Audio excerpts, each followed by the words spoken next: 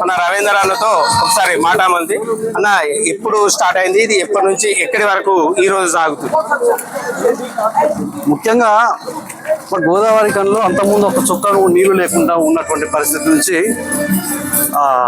ఎప్పుడైతే కాంగ్రెస్ పార్టీ వచ్చిందో వాళ్ళ మోసపూరిత హామీలతోటి, దొంగ హామీలతోటి అధికారంలోకి వచ్చిన తర్వాత వాళ్ళు అన్ని రకాలుగా మోసాలు చేయడం జరుగుతూ ఉన్నది.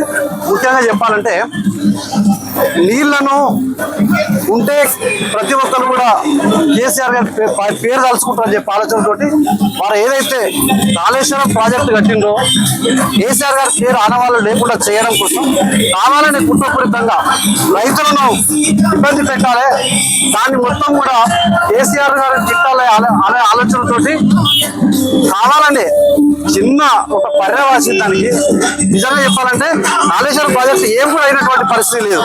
చిన్న పర్యవేక్షణకే దాన్ని ఒక పెద్ద బూచిగా చూపెట్టి కనీసం 15 నెలలు అయినా కూడా ఆ పర్యటన ఇప్పటిదాకా కూడా దాన్ని పూర్తి చేసినటువంటి చేయలేదు. కావాలని అక్కడి నుంచి ఇక్కడ దాకా వరద మొత్తం కూడా సముద్ర పాలు చేస్తున్నారు.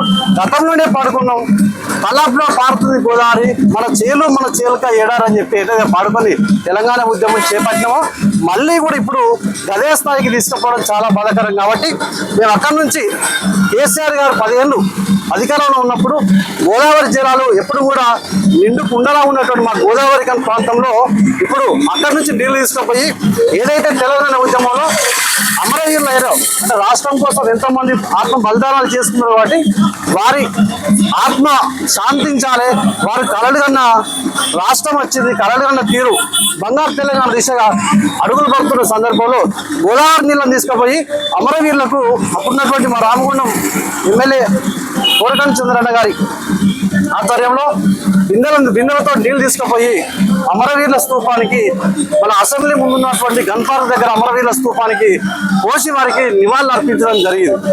అయితే ఇప్పుడు మళ్ళీ కూడా తెలంగాణ ఉద్యమకారులు కావచ్చు వారి ఆత్మ క్షోభించిన విధంగా ఈ రేవంత్ రెడ్డి సర్కార్ చేస్తున్నారు. కాబట్టి వారు రాష్ట్రం కోసం అమరులైనరు.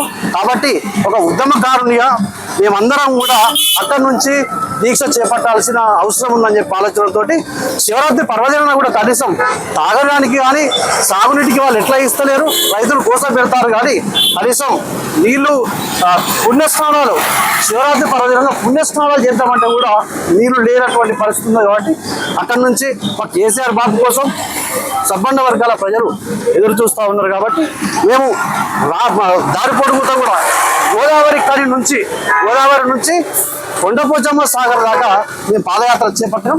ఎందుకంటే దారి పొడుగుతా రైతుల కష్టాలు తెలుసుకుంటాం, సబ్బండ వర్గాల ప్రజలు తాగునీటికి ఏ రకాలైన ఇబ్బందులు పడుతూ ఉన్నారో ఆ ఇబ్బందులు అన్నింటినీ కూడా తెలుసుకుంటూ పోయే ప్రయత్నం చేస్తూ ఉన్నాం. కాబట్టి ఈ యాత్ర కొనసాగించడం జరుగుతూ ఉంది.